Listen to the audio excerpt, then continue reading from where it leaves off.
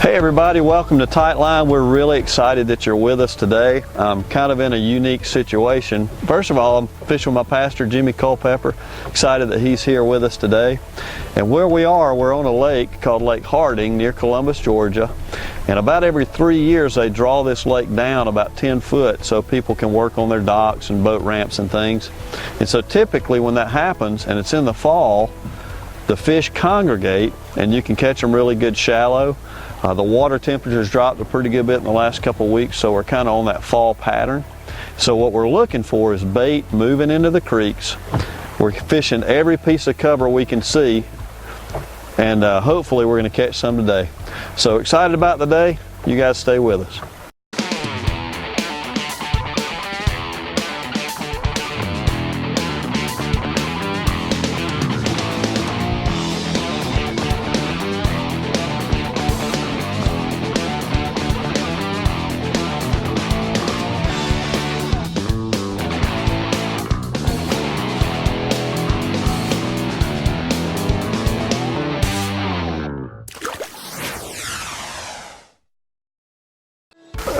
Yep, so we finally got one to bite. And we're on this Chattahoochee River chain, Lake Harding, and I think this one's going to be a spotted bass, Jimmy. We're trying to fish baits that are shad imitators, and this is a big bite triple-tailed jerk minnow. It's a pretty little spotted bass, isn't it? And the way you know the difference, they look just like a largemouth, but the way you know the difference, first of all, they are kind of spotted, but there's a little tiny patch of teeth right there on their tongue. And if that's on there, see, feel that with your finger, Jimmy. Feels like a little sandpaper on his tongue, see it? And that's how you know it's a spot. See, not giant, but that's a good start. Let him grow up. So what we started out on a windy point, figure we'd really get them, but we didn't start getting bites till we started getting further back into a cut or a creek. We've had several bites on small fish so far, so we're thinking maybe they're moving further in the creek following the bait, and that's what we're going to concentrate on. So we're up here fishing. Oh, I got him hooked sideways. That's why I thought he was a big one. And we're trying to throw anything that might imitate bait, and I picked up my crankbait. Jimmy was throwing it, and I thought I had a really nice one, but he got hooked in the side. So that's what they look like when they're what we call foul hooked. But it's a lot of fun because what we're doing right now, we're just really targeting stuff you can see. It's not always easy like that, and right now that's the best way to catch them. I might have to borrow your pliers there.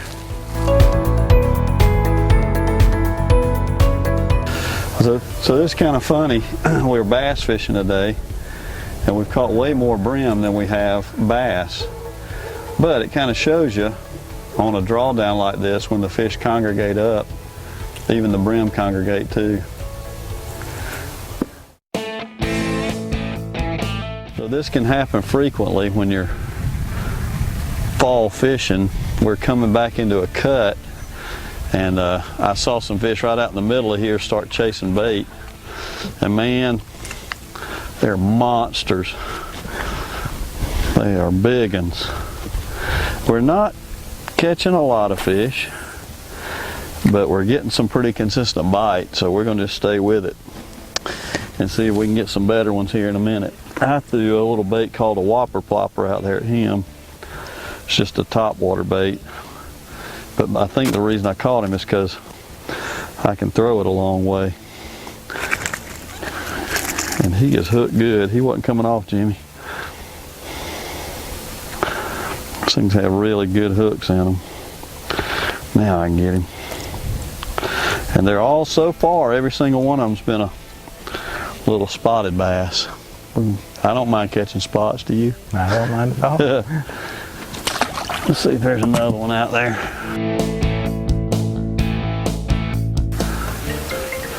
So today we're getting phone calls, and Jimmy's the brim master. So These really are pretty ones, though. Let them have a good close look at it.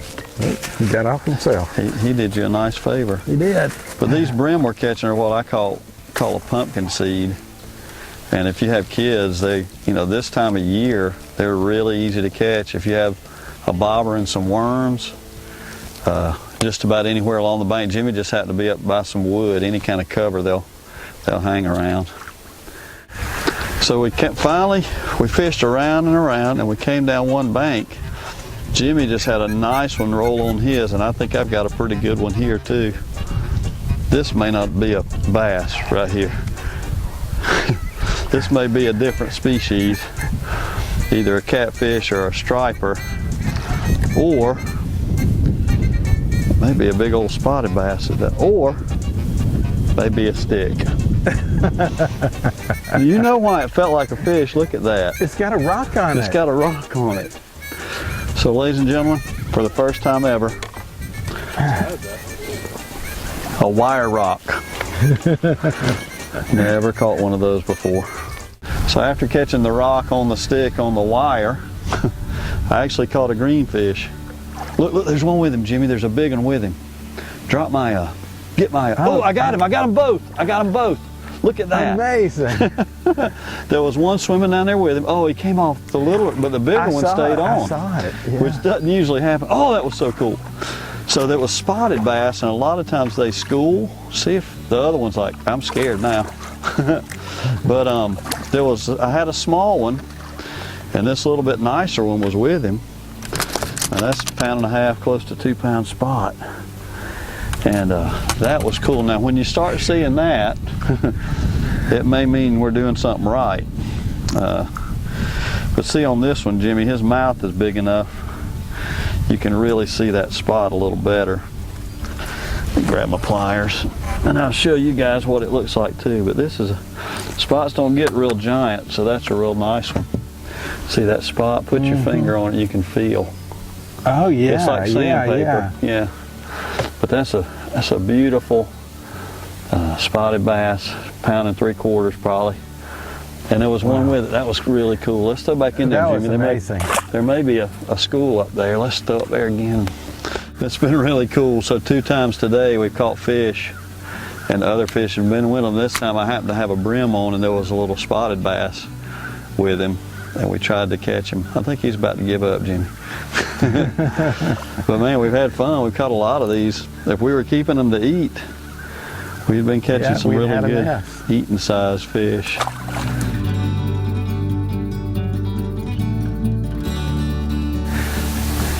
Jimmy's not broken the tradition for today of us catching really big ones. Yeah, he's definitely foul-hooked. But he's he's not as little as I thought he was. And that may be our first largemouth of the day, Jimmy. Yep. He wouldn't quite be a keeper.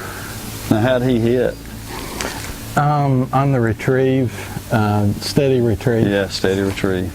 But I kept it on the water longer than I usually do, and then jerked it a couple of times. Then it was a steady retrieve. Okay, so you may have triggered that strike by throwing it up there and leaving it on top for a minute. So Jimmy is my pastor, and we'll do a shameless plug. He's the pastor of Mountain Hill Baptist Church in Hamilton. It's a great church, and we love going there. But something unique about Jimmy is he does an outdoor ministry, and I just asked Jimmy to tell us a little bit about it. Why don't you tell us a little bit about what you do? Okay, well, the name of the programs that I do is Georgia Outdoor survivalskills.com, and I teach survival skills, but really, survival is just in there more for marketing than anything, because it's just teaching about the woods and how to feel more confident in the woods. And so therefore, a lot of the people that I have that come to class are people who want to know about the outdoors and how to feel more confident. Some of them are going camping and hiking for the very first time. And so I have about as many ladies as I do men that's cool. coming to the class. So tell us some of the kind of specific things that you might teach somebody coming to one of your classes. Well, in the first classes, it's more about how not to get lost in the woods. Okay. And then if you do get lost in the woods, what you can do from there. So it would be like making an emergency shelter Okay. in the woods and how to make a fire. And then in some of the more advanced classes, it's making fire in primitive ways. Mm-hmm. For example, with a bow drill or making a hand drill fire. Yeah. And so friction fire making. That's awesome. So it's just a range of different topics and skill levels. That's awesome, man. So we'll put up his website at the end of the show, so if you're interested in anything like that. But tell us, what's the website again? GeorgiaOutdoorSurvivalSkills.com. And then the other cool thing is, you know, he never knows who he's going to get, and you know, as a pastor, he doesn't shove Christ down their throats, but he's definitely sharing with them that's what he's about. You know, when those opportunities arise, he takes them. So it's pretty cool. Yeah, it's amazing how many opportunities that come up when folks know you're a pastor. Then oftentimes they'll bring up a spiritual conversation, and many times I've been able to have prayer with people about some real difficult times that they're going through and some real needs. That's awesome. So what would Georgia Outdoor Survival Skills say how to catch a bass on Lake Harding today? We would defer to the experts. Oh, okay. Royce Rayleigh. I was going to say, let's go find us an expert. But really, if you guys have kids or are interested in the outdoors and you're, you know, greenhorns or beginners, Jimmy would love to teach you guys. He loves having families and stuff like that. So look him up. He'd love to do that with you. So we fished and fished and fished, and as soon as I catch a fish, a guy starts blowing his weed blower, leaf blower. But oh, look at that! He was right at the boat. It was. Look how much line I had when I didn't even reel. I did not even reel. So what we're doing is we're fishing these cuts and pockets, but these fish are out further. They're over deeper water, and apparently they're following bait. So we just staying at it, mainly following the bait. Is what we're doing. We've been catching a bunch of little ones, but this one right here is a nice one, and I think it's a spot too. It's a really nice spot, and when you see this one, you're going to understand what I'm saying, that he ate it like they're supposed to eat it. Jimmy, you know how these other ones we've been catching them on the outside of the mouth, but when they do this, that's eating it the right way. So you feel like you got the right color and the right bait when they're eating it like that. So I'm going to do a little surgery on him. We're going to see if we can let him go.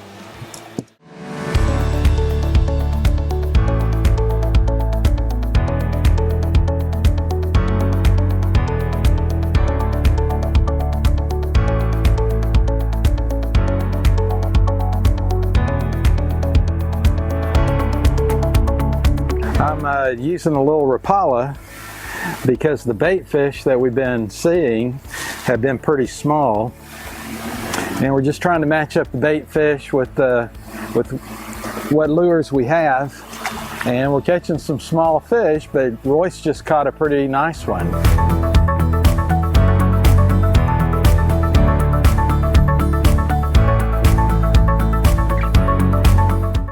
Pretty nice little spot. The last 3 or 4 have come up right on them at the boat and followed it, and that'll happen a lot of times when they're chasing bait, particularly these spots. Man, they'll hit it right at the boat sometime. Nice fish. Yeah, he's a pretty good one. He'd at least be a keeper. A lot of these fish we've been catching have been about 10 inches, but he's about 13 or so. And we're just throwing a little crankbait. It's a bait fish imitation. It's called a Bandit 100. And we're fishing mostly shallow, so we're fishing one that runs about 2 to 5 foot. And we've caught, His belly's pretty full too. yeah, they've been eating a lot of these shad. And like I said, that's what you want to look for in the fall of the year. Find the bait and you'll probably find the fish. See if we can get us another one. If Alex can kind of show you, we're just fishing a long tapering point right here, and you can probably almost even see the bait out here. And that fish was, I don't know if he followed me or if he was right at the boat and came up, but he got it right at the boat. So Jimmy, you've been a pastor a long time now, but you weren't always a pastor. So kind of how did God call you into doing that? What was that process like? Well, actually, it started at a pretty early age. The first memory that I have of the Lord leading me into the ministry was I was probably about 8 years old, and I had a pocket knife. And so the pocket knife was real important to me. So I was going to pray about it because, you know, I was wanting to find that pocket knife. And whoa, here we go. Get your rod back first. Yeah, I guess better reel it in.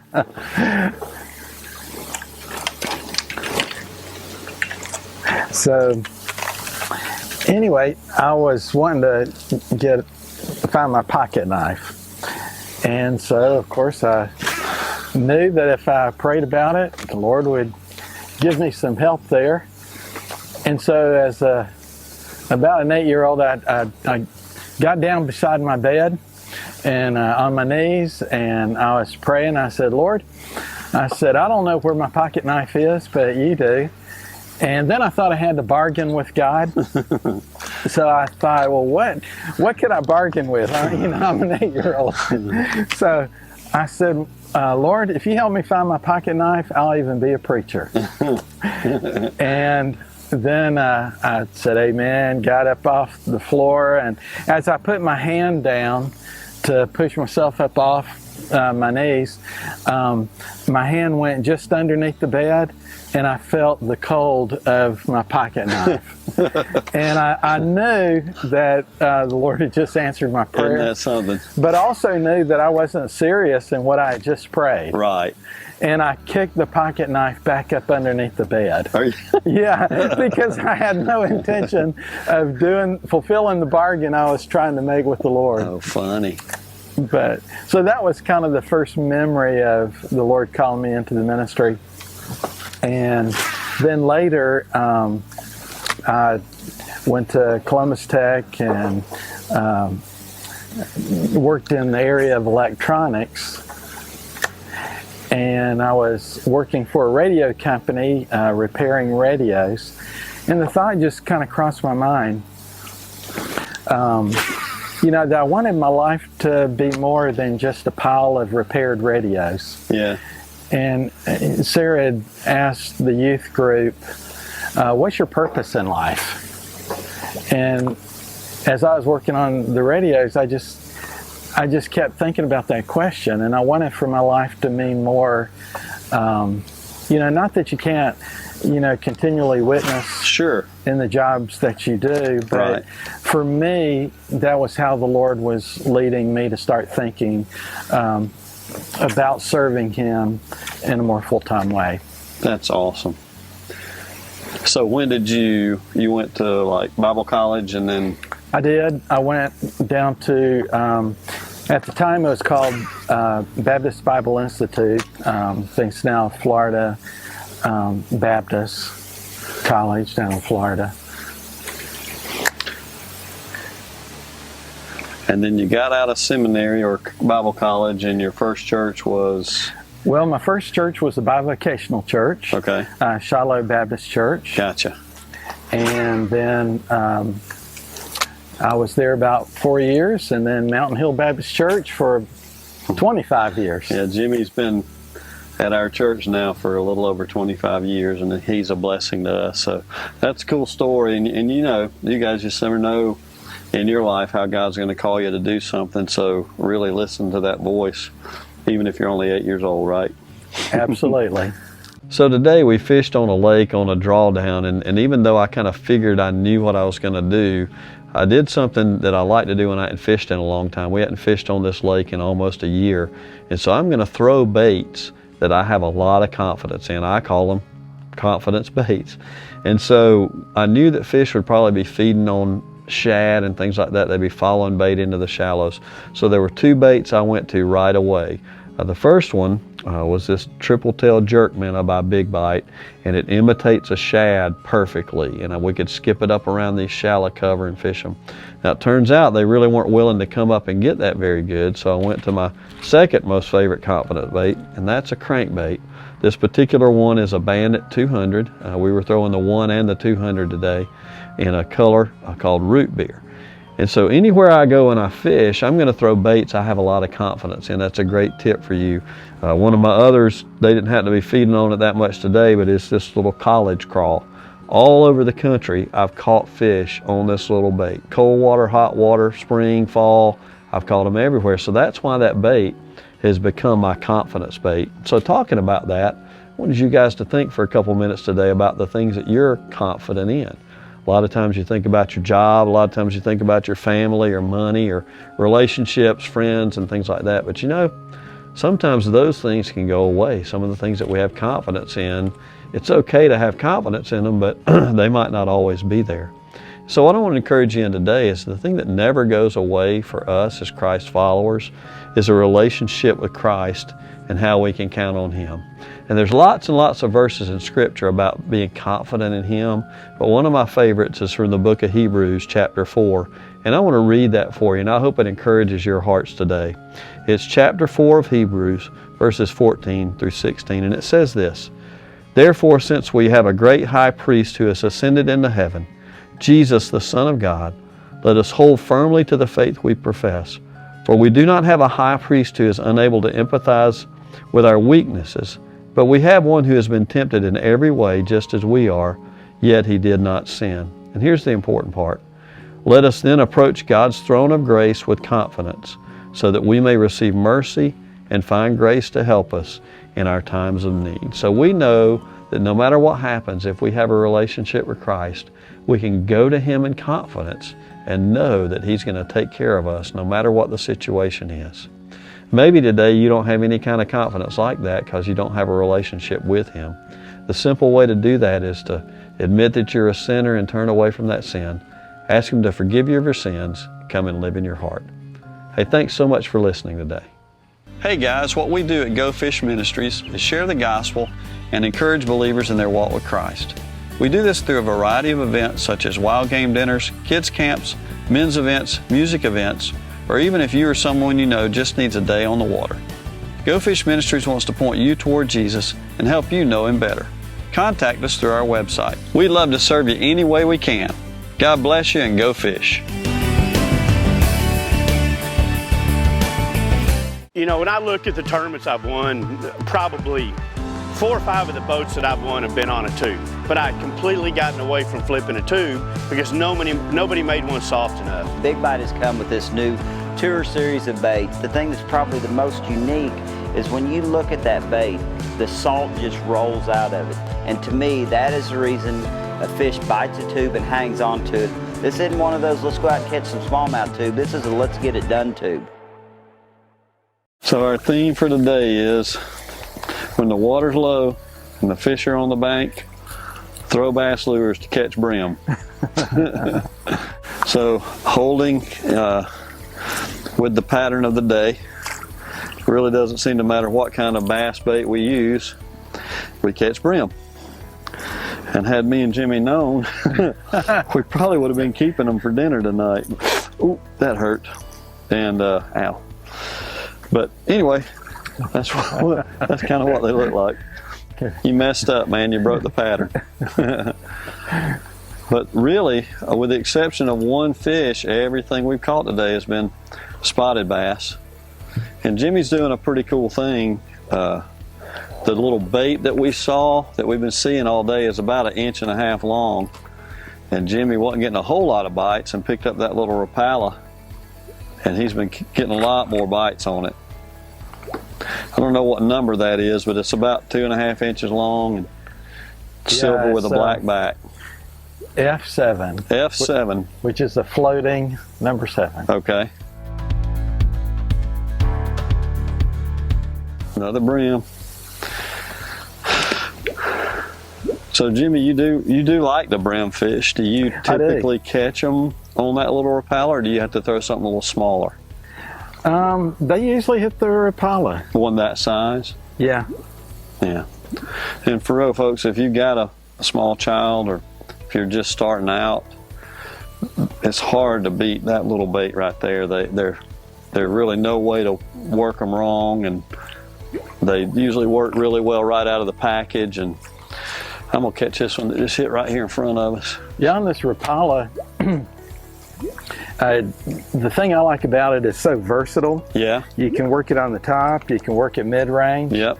And the variety of fish that you can catch on it, I've caught, of course, bass, crappie, bluegill, shell cracker, and even caught catfish on it. Really? Yeah.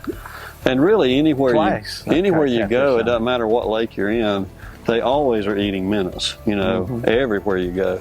And that's what they look like, and it's a great bait. Kind of the rule for the day has been halfway in the creeks and back, and just fish hard and cover as many places as you possibly can. And in the fall like this, that's really the best way to fish. They're not going to be probably congregated in one area. They're going to be following bait. And so that's what we've done all day. We've ended up catching a good many fish. None of them have been very big, but man, it's been an awful lot of fun. That's another little spotted bass. On the crankbait. Yeah, spotted bass pull really good. Even though they're little, they pull. Did he hit it kind of out too? He did. Yeah. A lot of these last fish we've been catching way off the bank, which means they're probably suspended. But in as clear waters we're in here, you can catch them that way. It's pretty cool.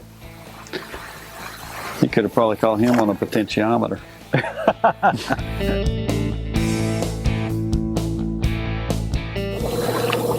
So what you got there, Jimmy? Is that a bass? Okay. Yeah. Another little spot. That time we were pulling off the bank to go somewhere else. Did he hit it way off the bank? Yeah. Yeah, he was kind of out in the middle, actually. So we were coming to the close of our day and came to a really cool looking rock bank, and I threw the poplar up there. It's really the first one we caught on this thing. We caught a couple small ones, but again, there were 3 with it. We tried to catch them. But man, we've had an awesome day today. We've had a lot of bites, missed a few fish, caught a good number of fish. You know, 70 degrees, partly cloudy. You can't beat the day. And the company had a great day with Jimmy. So we really appreciate you guys being with us, and join us next time.